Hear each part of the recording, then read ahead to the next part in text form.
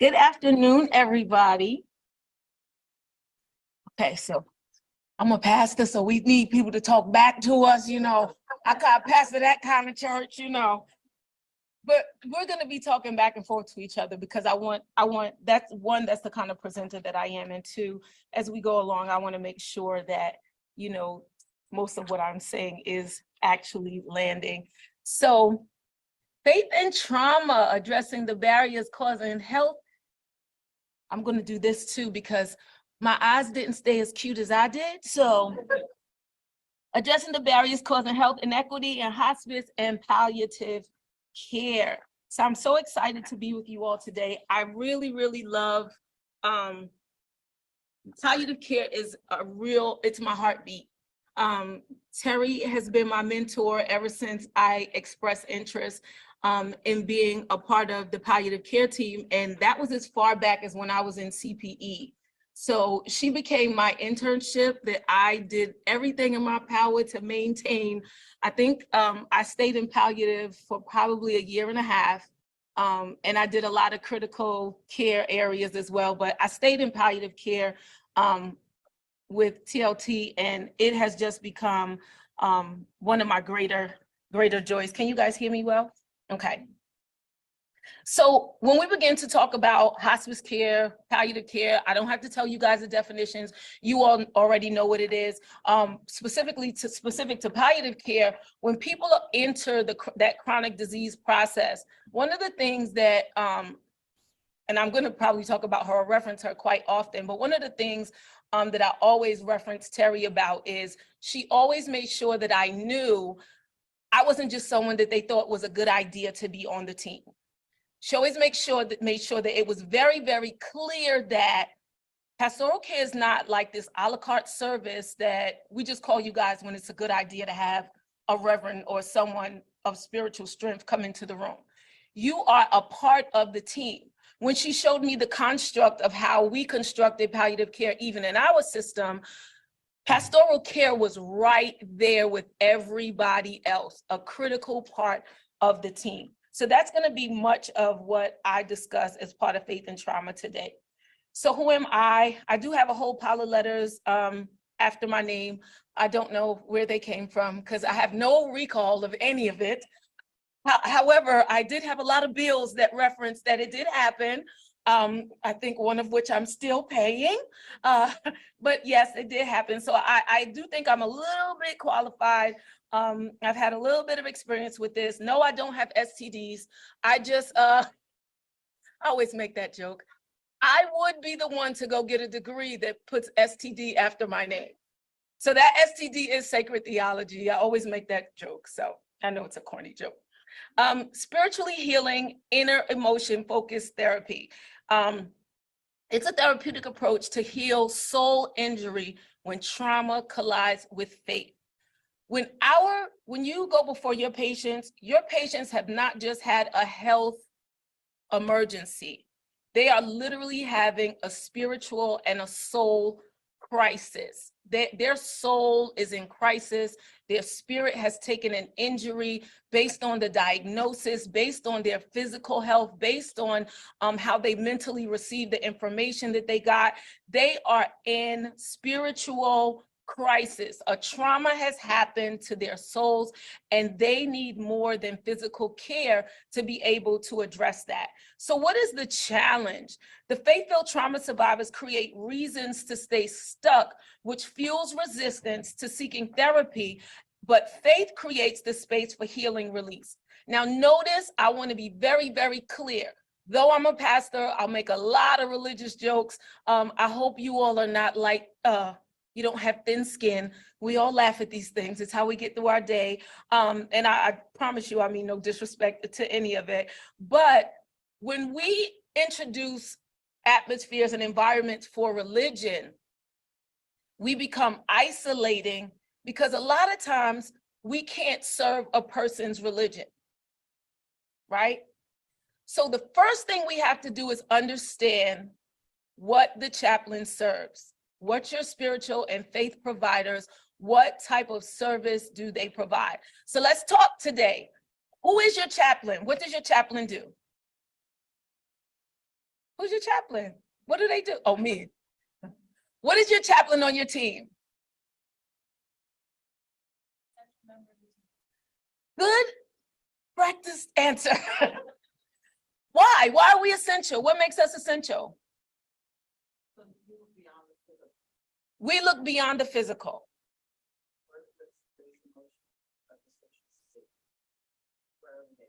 Emotional and psychosocial state. Those are going to be very, very critical to how you see your chaplain. When we come into the room, we do not come into your room to that patient's room to just pray. How many of you used to call your chaplain just to pray? It's okay, right? Because they need prayer right now, right? And you needed to pass off to someone. So you call the chaplain so that this chaplain can come running in and provide these prayers. Well, the chaplain does far more than just pray. We do way more than pray. A lot of times when you all are seeing patients, particularly when we're talking about hospice, and especially when we're talking about palliative care, you're seeing people in the cycle of their disease where you really need to be thinking clinically in that moment. You really need to be focused clinically. You don't have time for the ancillary types of services that pastoral care can bring into that room. So when we come into the room, we don't come in with their faith practice, their religious practice per se, but we do come in to be a presence of faith, a presence of hope, and a presence of emotional stabilization is the word that I want to use. A lot of times people are crying, their family, they're confused. They just got this diagnosis. They don't know what to do with this diagnosis. Is my mother dying? You're saying palliative care. God forbid you say hospice care, right? Because that means they're dying tomorrow. That's usually the thought, right? That they're not going to make it home, that this person is leaving here. They don't really understand what this process is. You have time to explain the service, but you do not have time to be a demonstrator of it. You have to pass it off to someone. And guess who your partner will be? It's your chaplain. Faith-filled trauma survivors create reasons to stay stuck. You need somebody to come in and lift the burden of their reason, because as soon as they can reason enough with themselves on why they need to stay stuck in despair, why they need to be depressed, why they have lost all hope, they will begin to build up resistance to everything else. They will not hear that this chronic disease can be treated with medication. They will not hear the doctors say, you know, normally this disease process is a 2-year process. So they will not live the next 2 years with the greatest amount of quality that they can have. Why? Because when they were at the place of reason, nobody helped them to not build up resistance. So they feel resistance to seeking help, and bringing in faith allows them a portal for release. So reason, resistance, and release. Those are the 3R partners when we talk about the collision of faith and trauma. We want to get people from reason to release as quickly as possible. As quickly as possible, right? For some, it will take longer than others, but you want to process your patient's family members. Sometimes your patient in the bed is not your patient. Well, for us, they're not our patient. Our patients become the family members. That patient lying in the bed, they may be intubated. They can't communicate with us, right? We can't process faith with them. We process their faith through their representation, which 9 times out of 10 is their familial community, which will be their family members, their friends, so on and so forth. Am I talking too fast? I have a habit of talking fast. You know, at my church, they put a timer in the back now so that I know to hurry it along. So the reason we have to fill the sacred space that faith-filled trauma survivors have between knowing that God or their higher power, however it is that they worship. I don't want you all to see God here and not think. Everybody does not believe in God, and it is okay with your chaplain. Can I tell you why? Because just as you are clinically trained to do what you do, so are we. We are trained, part of even my doctorate degree. Sacred theology made me learn everything about everybody. If it was out there, I'm sure we studied it. And if we didn't study it, somebody mentioned it. right? So are we. You want to get us in so that we can feel that sacred space for your patient, so that they can go from knowing to allowing. Remember what I said about resistance? You might know that you have hope.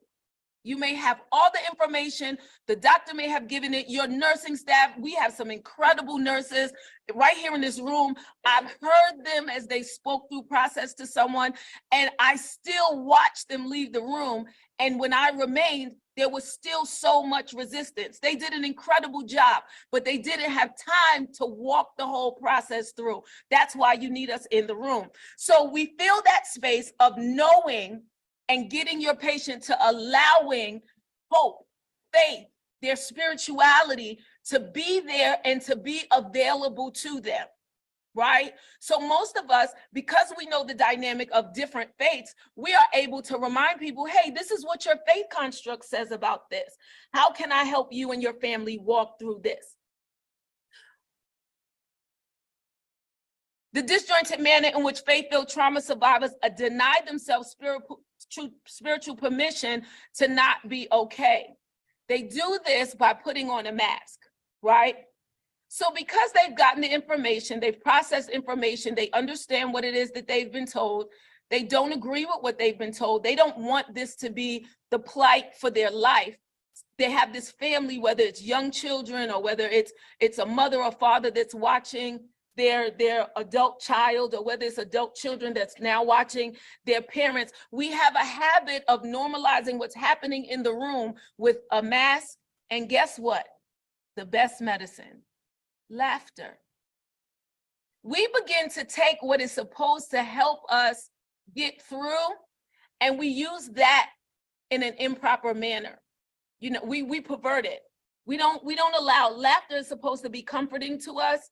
Laughter is not supposed to keep us in a place of denial. So what happens sometimes in rooms is, as families begin to remember and to go through recall, they'll start to laugh and they'll start to have fun. Anything that they could do to avoid the moment and the reality of what is happening inside of that room. That's not processing faith. That's leading them to here. That's leading them to resistance. You don't want them to not be able to be themselves if that's the identity of the family. But when brokenness resides, is there a way? Let's see. Yeah, see, I can't see it, and neither can you. Can I collapse the screen on the side? Is there a way to do that? So that the full screen could, is it, what'd you say? Yeah.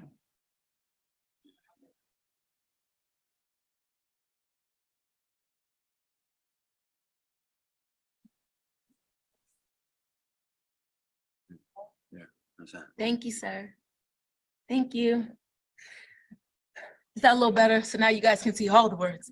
Okay. So when brokenness takes residence in the heart of a faith-filled trauma survivor, it impedes the flow of healing in their lives. You don't want to give them time for it to take residence. So we start processing through what's happening with our trauma, with our faith-filled trauma survivors. We want to get in that room. We want to become their partner.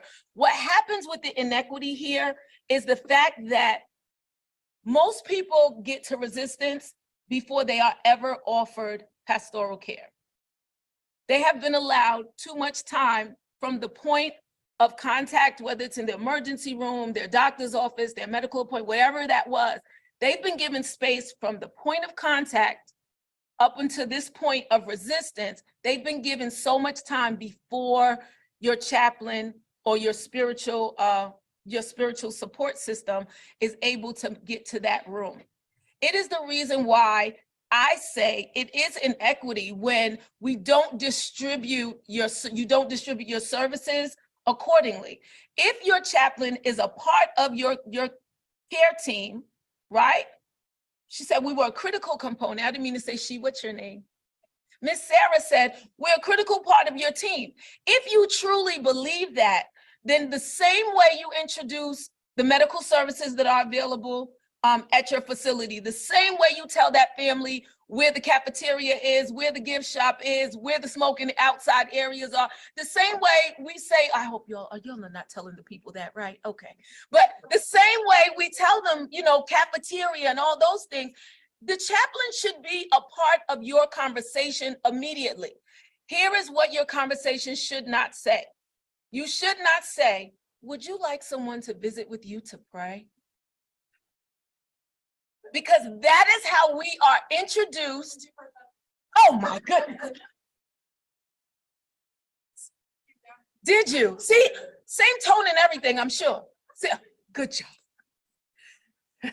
See, that's how we are introduced to your patients. In that moment, they are in crisis. They do not want to hear about prayer. In that moment, they don't even want to hear about their God or their higher power. They need someone to be able to connect to them in their spirit and in their soul. And because we know what we know about faith and about spirituality and the way different people practice, we know how to make those immediate connections. And it is not through us going in their room to just say a prayer. So make me a promise. I promise, Reverend. So we don't want to give time for brokenness to take residence. We have to get this process going a little bit sooner so that the faith-filled trauma survivor, the flow of their healing can begin. So when brokenness keeps faith-filled trauma survivors in a continuous loop of traumatized emotional state, the loop is filled by disengaged faith. We want to get in to help you get them back re-engaged with their faith. And here's what I'm going to tell you. The challenge with faith, and I wrote myself a note because I wanted to make sure I say this so much. I want to make sure that I said it in this environment. Faith is not false hope. I want to tell you all that. Us helping people to believe in something in a time of crisis, it is not providing people with a false hope, right? It is the vehicle that many of your patients will need to ride on their journey towards healing and acceptance. Faith is a vehicle for them. Their spirituality is a vehicle for them, and it can be a strong force to get your patient to a place of acceptance. I cannot tell you how many rooms I have been in where people will believe beyond what the doctor said, right? And it would be so frustrating to the staff. And the staff statement will tell me, well, Reverend, you just got to go handle it because that just doesn't make any sense to me, right? Well, guess why it didn't make sense to them? Anybody know? In some of those cases, why didn't it make sense to them? It's very simple. We don't practice the same. Yeah, we don't share the same faith. We don't believe the same way. Their faith construct says, I'm going to believe that I have hope beyond this current situation. And some people believe this. My faith construct believes this, that if I pray, even if I don't get healed here, that death is still a conduit for my healing because there's a place for me that's not here, right? I believe in heaven. So I believe that when I leave here, I'm going to go to heaven. At least that's my prayer. Me and Jesus have many conversations about it, right? So for me, my conduit to heaven may be death. Do I want to live longer? Absolutely. Right? So for me to tell my doctor or for me to tell my nurse or my healthcare team that, hey, listen, I know you said I got 2 weeks, but I just believe just by my faith that I'll be here just a little bit longer. You are not allowing that person to rest in a false hope. Guess why you're not? Because you're still going to provide the solid clinical care that you've been providing all along. You're still going to give the information because that information is still going to inform that patient on what it is that they need to be working on, the kind of care you're going to be providing them. You don't have to take a person's faith in order to get them to hear your clinical, the clinical care that you're providing for them. That's kind of hard in this environment. Do you guys agree? It's kind of hard. It's challenging, especially when you see someone and they're struggling in their processes. I want to make sure I stay on time. So I'm going to tell you, because of the last slide, this slide, I'm sorry, that we're on, I want to tell you my story because it's attached to Christiana Care. So back in 2013, my husband, he came here in critical care. He had had kidney failure for 20 years at that point. And he had come to Christiana.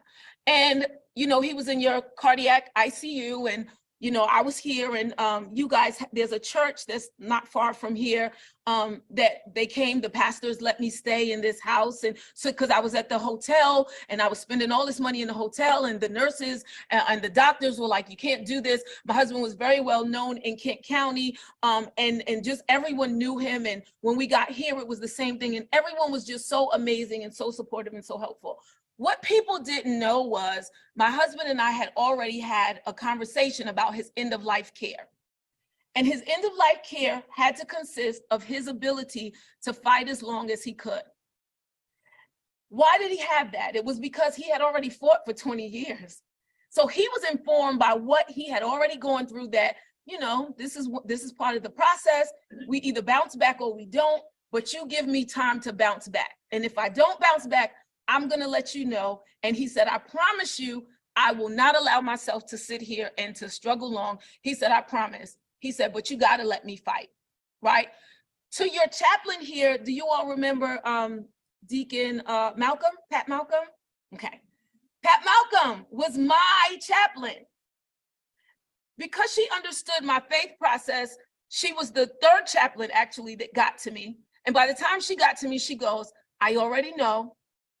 So how do we process through this? I said, we let him fight. And when he cannot fight anymore, he won't, right? That simply meant nobody come and ask me again about changing his DNR status. Nobody come and ask me again about what type of care we're going to provide for him. Nobody come and ask, right? Because I too am what?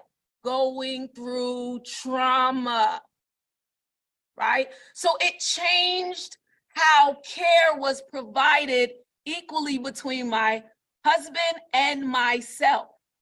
Sometimes the inequities happen on how we distribute the service that we provide, right? They knew the other chaplains, okay, that didn't work. We need to get somebody that's more relatable to what's happening, right? She had stories of her family. We were able to relate. She was able to come in, get me on track, allow me to voice what it was that he wanted, what it was that he asked for. And that was the way his care played out. He literally passed away 2 days after that. Just 2 days. So he didn't even linger long, right? So timing even was a part of that process, knowing when they needed to get somebody in there to meet. Okay. Disengaged faith is a surface faith that is disconnected from the healing power of God or your patient's higher power, or where it is that they are spiritual. Faith-filled trauma survivors need to be guided to a, listen, spiritually managed trauma recovery healing state. Spiritually managed, that's a mouthful. Spiritually managed trauma recovery state. They are already in a healthcare setting. They are already being managed clinically by your healthcare team. They need now to be spiritually managed to help them towards a recovery state. Reverend Miller, who is my staff chaplain, reminded me of this statement earlier today. What was the saying that you said?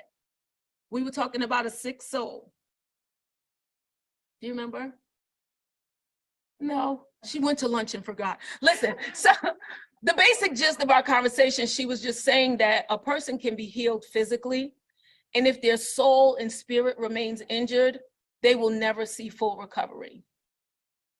So you will see someone, we see it every single day. We will have some of our cancer patients who are literally in remission. They are coming in simply for their checkup, and they are still grieving as though they are in the cycle of the disease. And they are in and have been in remission for a long time. And what we have found, and many chaplains, and when we, many have, there's soft studies that are out there. Most of the times when you talk to people and you find out why, it's because they had no access to faith support or spiritual services while they were going through their disease process. Isn't that something? So you want people to be able to engage in their faith. You don't want them to disengage from what it is they believe and who it is that they believe in. You want them to do that because that is going to help the spiritual management of their healing state. Spirituality belongs to all cultures. Everybody has a right to spirituality, whatever it is, and has both an individual and a cultural specific and within group interpretation. Spirituality is integrated into the individual's consciousness, emotions, and overall health and well-being. Clinical healing, that's when using medically proven applied theories to provide curative, palliative, or hospice care for patients who present these symptoms. As healthcare providers, do you think this is somewhat true? Does that kind of ring true for everybody? Well, you see how you have a definition? Guess what happens? We have one too. Using spiritual tools like prayer and scriptural affirmations to terminate the destructive behaviors that serve to maintain escape and denial while implementing behaviors that promote healing. We want to get people to a place where they are able to heal whatever healing looks like for them. For some of your patients, they will never physically be healed. But if we can get into this process and this cycle with them, we can help them mentally get to a place where they of acceptance. And that alone is so healing for many of our patients. When they can get to a place of acceptance and they know that this is the disease process, this is what's going to happen with my life, and I am at peace because my care plan is in place. My advanced care directive, yay, Carol. Y'all heard that? Y'all heard that? I know you all like that when I put that one in there. 5 wishes are in place. Nobody has to guess what's going on with my life. And now I can go through the rest of the cycle of this disease with my spirit and my soul intact.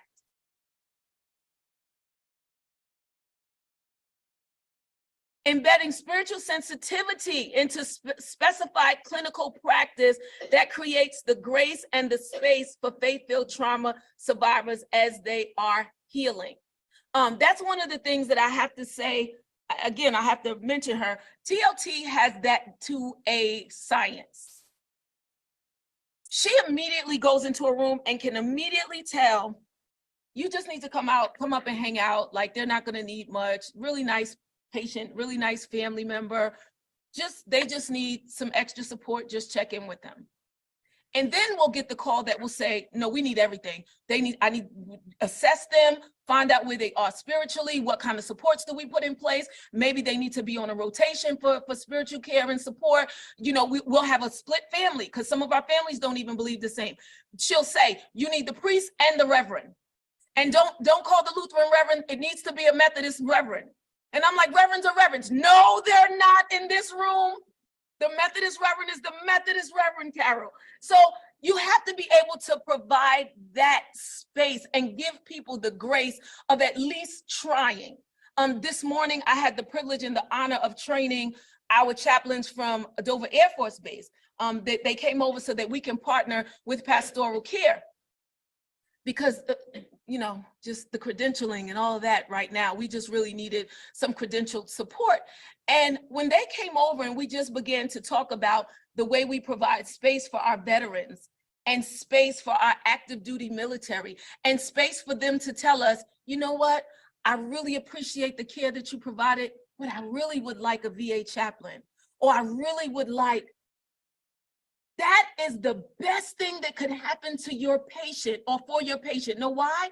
Because we will kick into gear and find you, the chaplain team member, that's going to make your work a little bit easier. Because you don't need me in the room if I'm not what that patient needs spiritually, right? You need what they're asking for. And it was such a great conversation for us to have the ability to be able to do that for our veterans and our active duty military. Faith-filled trauma survivors are being challenged in their understanding of where is my God? Where is my higher power when I'm going through this trauma? And we come in with exactly what we've been talking about all along, and we define, what does bringing you out of this trauma mean? Right? Because for many people, the truth is it's going to be death, or it's going to be a different type of quality in their life. They may not go back home to the same type of life that they had before here.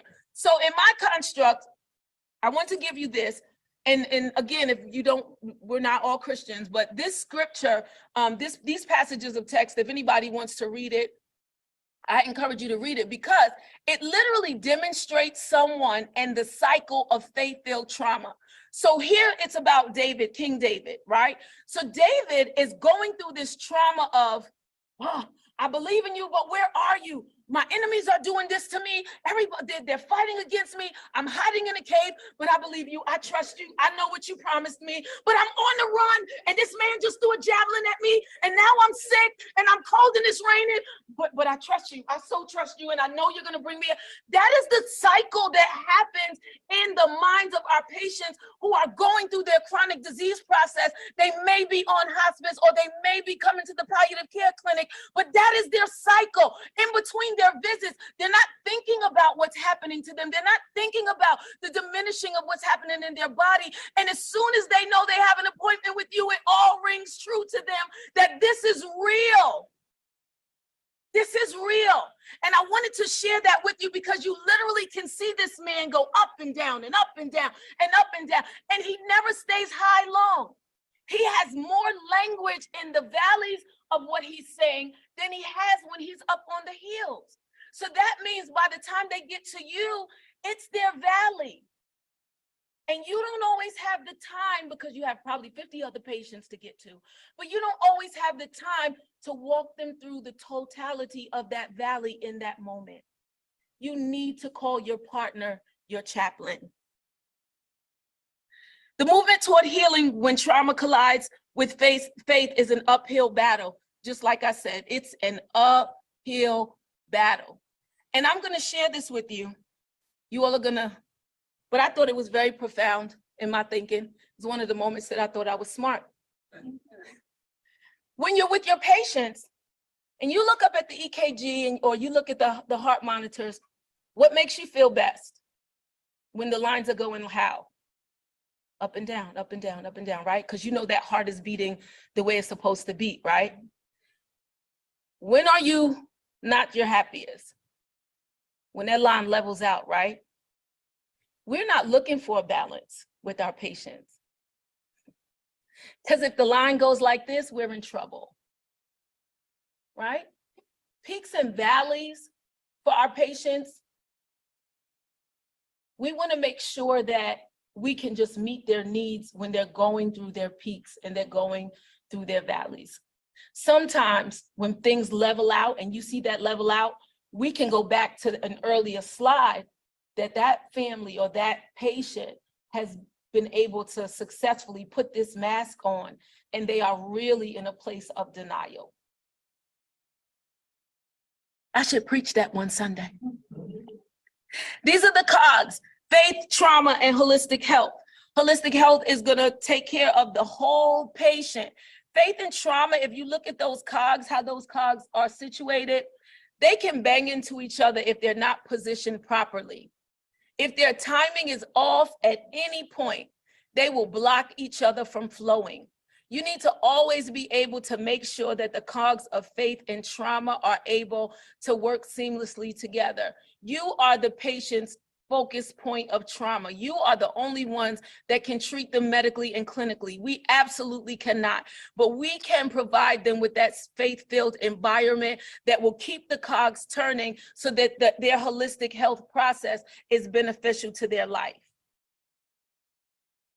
That's the end of my slides. That is my contact information. Should you ever need me for anything, I am really, really passionate about the partnership between pastoral care and your clinical care team. I just think that, you know, a lot, and COVID, I have to tell you, taught me that. I have my references and everything here too. I want you all to know I did study a little for this. But COVID really, really reminded me how important it is for the teams to work together. Because during that time, our patients did not have access to their families. And guess who became their family? And guess who became their family's primary liaison? So chaplains, at least at our facility, we were running through the hospital with iPads and trying to get people virtual visits. And, you know, I literally had cell phones to patients' ears because loved ones who had been married, I had one family, one husband and wife, they had been married 71 years, and all she wanted to do was hear his last breaths. That's all she wanted to do. So we put the phone, we made sure that there was a phone there so that she could hear him as he, you know, as he was leaving. And we wrapped his last EKG read, we wrapped it and we gave that to her so that she could at least have his final heartbeat, because that was so important to her that she was there for that. You would not have had time to do that, what the chaplain did. So I really want you all to really remember us and keep us in your thoughts when you are caring for patients that are in trauma who may be filled with faith or lack thereof. Thank you.